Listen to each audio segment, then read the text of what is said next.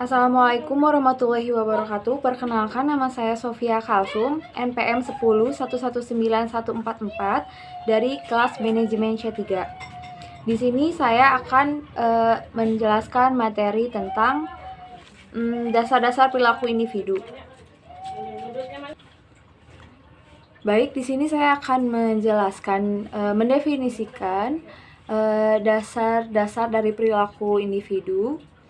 Dalam menghadapi era globalisasi ini, organisasi perlu meningkatkan kinerja agar mampu bersaing dalam banyak konteks, yang bermakna bahwa kapasitas untuk berubah dari sebuah organisasi penting sekali. Organisasi yang harus berubah adalah organisasi yang menggabungkan pembelajaran dalam tempat kerjanya.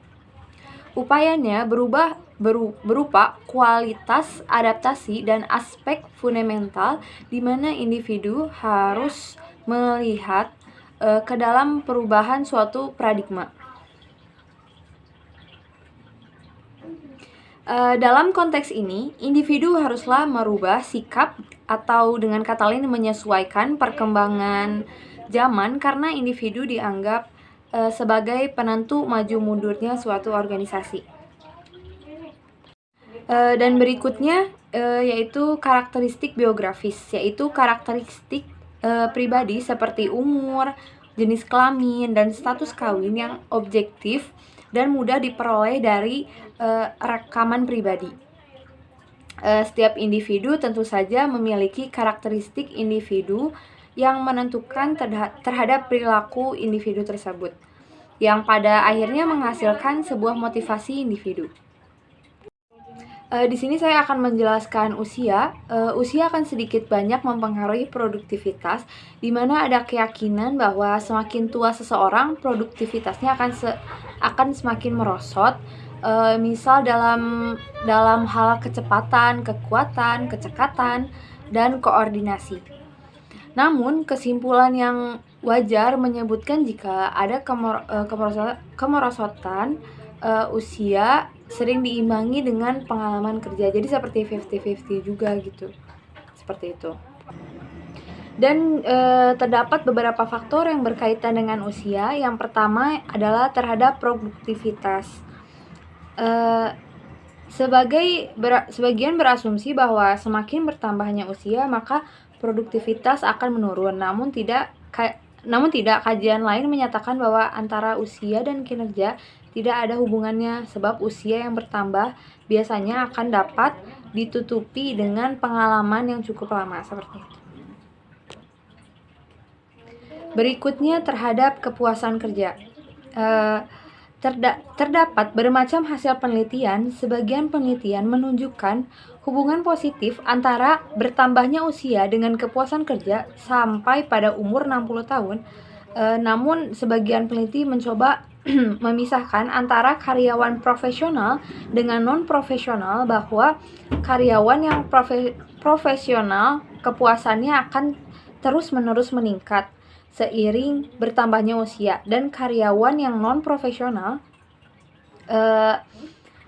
akan merosot selama usia setengah baya dan kemudian naik lagi pada tahun-tahun berikutnya, seperti itu.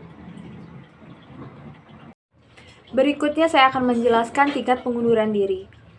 Pada tingkat pengunduran diri semakin tua, maka tingkat pengunduran diri semakin rendah. Yang dimaksud adalah jika seorang karyawan pada usia contoh 40 tahun ke atas, dia akan memaksimalkan terhadap pekerjaannya tersebut karena dia sudah memiliki tanggung jawab terhadap keluarganya, dan dia akan memaksimalkan usahanya di pekerjaannya tersebut, dan dia tidak akan berpindah-pindah lagi seperti contoh pada karyawan yang usia muda, dia akan lebih menekuni pekerjaannya karena pada usianya yang umur segitu dia tidak akan pindah-pindah lagi terhadap perusahaan lain, karena belum tentu dia akan diterima terhadap di perusahaan lain karena usianya, seperti itu.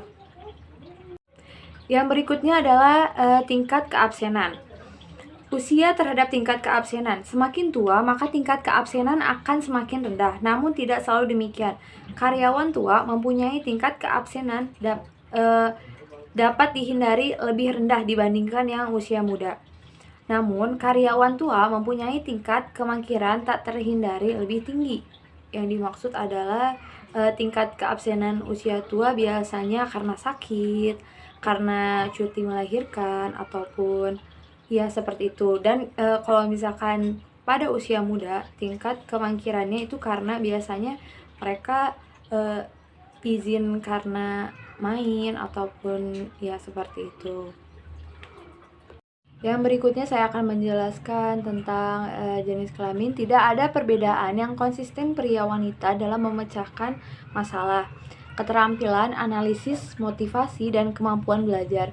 Dan ada studi yang menyatakan bahwa wanita lebih bersedia memenuhi wewenang dan pria lebih agresif dan besar kemungkinan dari wanita dalam memilih pengharapan, namun dalam hal produktivitas tidak begitu berbeda.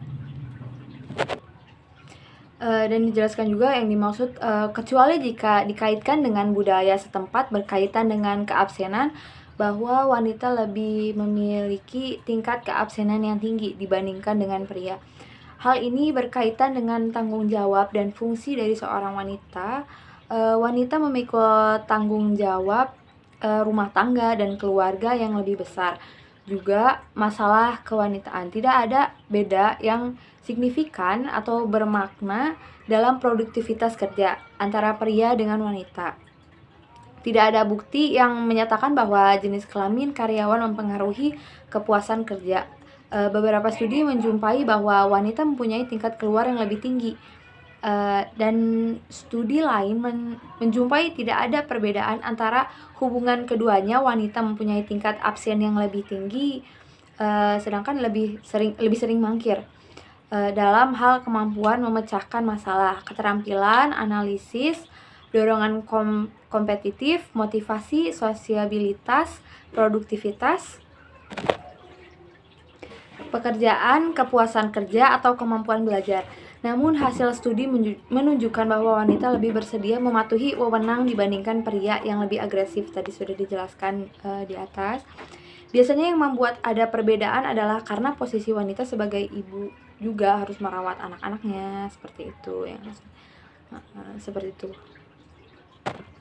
Wanita lebih bersedia mematuhi wewenang dibandingkan pria yang lebih agresif dan lebih besar kemungkinan dalam memiliki pengharapan untuk sukses. Namun tetap saja perbedaan itu sangatlah kecil gitu, sama 50-50 seperti itu. Berikutnya status perkawinan. Tidak terdapat hubungan antara status perkawinan dengan produktivitas. Namun hasil riset menunjukkan bahwa karyawan yang telah menikah mempunyai tingkat pengunduran diri yang rendah, tingkat keabsenan yang rendah, dan lebih puas dengan pekerjaannya dibanding rekan sejawat yang belum menikah. Hal ini dapat dikaitkan dengan status perkawinan yang menuntut untuk tanggung jawabnya lebih besar. Hasil riset menunjukkan bahwa karyawan yang menikah lebih sedikit absensinya, mengalami pergantian yang lebih rendah, dan lebih puas terhadap pekerjaan mereka. Dengan adanya perkawinan, karyawan memiliki peningkatan tanggung jawab yang besar seperti pekerjaan tetap atau kehidupan yang lebih mapan. Berikutnya adalah masa kerja. Tidak ada alasan bahwa karyawan lebih lama bekerja senior akan lebih produktivitas daripada yang junior. Senioritas atau masa kerja terkait secara negatif dengan kemangkiran dan dengan tingkat turnover. Karyawan telah menjalankan suatu pekerjaan dalam masa tertentu, produktivitas dan kepuasannya akan meningkat. Sementara tingkat kemangkiran berkurang dan kemungkinan keluar masuk karyawan lebih kecil.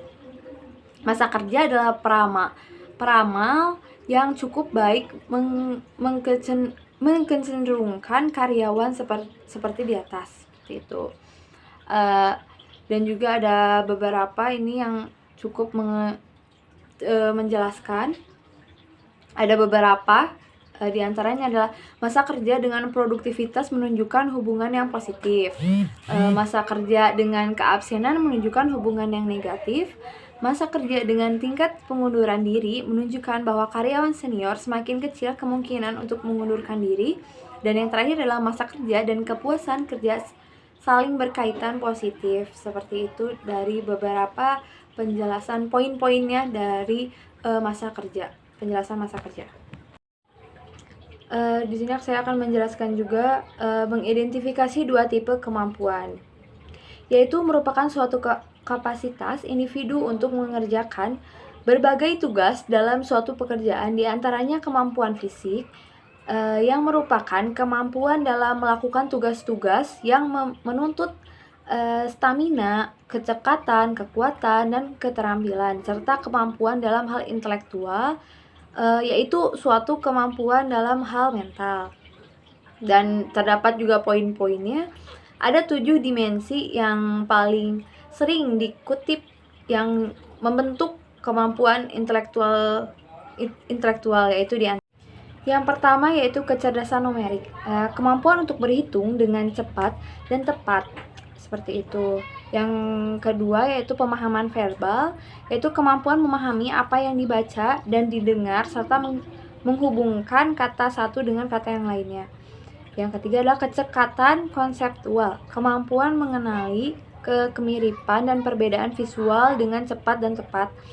Ya, kemudian penalaran induktif, kemampuan mengenali suatu urutan logis dalam suatu masalah dan kemudian memecahkan masalah itu. Dan yang berikutnya adalah penalaran dedukatif, kemampuan menggunakan logika dan menilai implikasi dari suatu argumen. Dan yang terakhir yaitu visualisasi ruang, kemampuan membayangkan bagaimana suatu objek akan tampak seandainya posisinya dalam suatu ruangan diubah. Selanjutnya saya akan menjelaskan kepribadian, merupakan cara individu bereaksi dan berinteraksi dengan orang lain. Kepribadian terbentuk dari faktor keturunan, juga lingkungan, budaya, norma, keluarga, dan pengaruh lainnya, dan juga situasi. Ciri dari kepribadian adalah merupakan karakteristik yang bertahan yang membedakan perilaku seorang individu seperti sifat malu, agresif, mengalah, malas, ambisi, setia, dan sebagainya. Terkait dengan konsep perubahan perilaku, Skinner mengemukakan bahwa perilaku merupakan hasil hubungan antara perangsang stimulus dan tanggapan respons secara operasional. Perilaku diartikan sebagai suatu respons seseorang terhadap rangsangan stimulus dari luar suatu objek. Menurut Bloom, membagi perilaku manusia ke dalam 3 dominan ranah, yaitu ranah kognitif, ranah afektif, dan ranah psikomotif. Ketiga ranah tersebut diukur melalui pengetahuan, sikap atau tanggung jawab, attitude, dan praktek, seperti itu. Berikutnya saya akan menjelaskan tentang pembelajaran, merupakan bagaimana kita dapat menjelaskan dan meramalkan perilaku dan pemahaman bagaimana orang belajar. Belajar adalah setiap perubahan yang relatif permanen dari perilaku yang terjadi sebagai hasil pengalaman. Belajar melibatkan perubahan baik ataupun buruk. Perubahan harus relatif permanen. Belajar berlangsung jika ada perubahan tindakan dan perilaku. Beberapa bentuk pengalaman diperlukan untuk belajar. Pengalaman dapat diperoleh lewat pengamatan langsung atau tidak langsung, membaca, atau lewat praktek. Baik, berikutnya saya akan menjelaskan perilaku individu organisasi. Perilaku individu dalam organisasi adalah bentuk interaksi antara karakteristik individu dengan karakteristik organisasi. Setiap individu dalam organisasi semuanya akan berperilaku berbeda satu sama lain, dan perilakunya akan dipengaruhi oleh masing-masing lingkungan yang memang berbeda. Individu membawa sifat atau ciri khas setiap sikap ke dalam tatanan organisasi seperti kemampuan, kepercayaan pribadi, pengharapan, kebutuhan pengalaman, dan masih banyak lagi. Karakteristik yang dipunyai individu ini akan dibawanya manakala memasuki lingkungan baru yang organisasinya atau yang lainnya, seperti itu. Organisasi juga merupakan suatu lingkungan yang mempunyai karakteristik seperti keteraturan yang diwujudkan dalam susunan hierarki pekerjaan, tugas, wewenang, tanggung jawab, sistem penggajian, sistem pengendalian, dan sebagainya, seperti itu. Dan di sini juga saya akan menjelaskan terdapat 3 self management, diantaranya adalah berikutnya adalah self esteem. Penghargaan diri adalah suatu keyakinan nilai dari diri sendiri berdasarkan evaluasi diri secara keseluruhan. Self esteem diukur dengan menanyakan kepada para responden dengan melakukan survei untuk menemukan kesepakatan atau ketidaksepakatan dengan pernyataan positif maupun negatif, seperti itu. Pernyataan positif, misal saya merasa bahwa saya adalah seorang yang berarti seperti yang lainnya. Pernyataan negatif, misal saya merasa tidak memiliki banyak hal untuk dibanggakan, seperti itu. Berikutnya adalah self-effort, kemanjuran diri. Adalah keyakinan seseorang mengenai peluangnya untuk berhasil mencapai tugas tertentu. Self-effort muncul secara lambat laun melalui pengalaman kemampuan kognitif, sosial, bahasa, atau fisik yang rumit. Pengalaman masa kanak-kanak memiliki dampak yang kuat pada self-effort ini. Dan yang terakhir adalah self-monitoring, pemantauan diri. Adalah lingkup di mana seseorang mengamati perilaku ekspresifnya dan menyesuaikannya dengan situasi. Para ahli dalam bidang ini menjelaskan individu-individu yang memiliki self-monitoring tinggi mengatur penampilan diri mereka yang ekspresif untuk penampilan publik yang diinginkan. Para individu yang rendah self-monitoringnya dianggap kurang mampu atau tidak memotivasi untuk mengatur penampilan ekspresif diri mereka sendiri, seperti itu. Oleh karena itu, perilaku ekspresif mereka dianggap secara fungsional mencerminkan keadaan dalam diri mereka sendiri yang berjalan lama dan sejenak termasuk sikap, ciri, dan perasaan mereka, seperti itu. Baik, kesimpulannya dari penjelasan yang telah dijelaskan di atas dapat diambil kesimpulan bahwa perilaku individu adalah suatu perilaku seseorang dalam melakukan sesuatu atau cara ia bertindak terhadap suatu kegiatan dengan menggunakan keterampilan atau otak mereka. Adanya keterampilan tidak terpisah dari latar belakang atau pengetahuan. Di dalam suatu organisasi, perilaku individu mencerminkan setiap perilaku manajer terhadap bawahannya. Dimana jika ia memperlakukan bawahannya dengan baik, maka suatu hubungan antara bawahan dan atasan terjalin dengan baik pula, sehingga jalinan kerjasama di dalam organisasi bisa berjalan dengan baik. Sekian presentasi dari saya tentang penjelasan dari dasar-dasar perilaku individu. Materi yang saya jelaskan ini adalah bertujuan untuk memenuhi tugas ujian tengah semester saya. Terima kasih atas perhatiannya. Maaf bila ada salah kata ataupun salah saya dalam menjelaskan.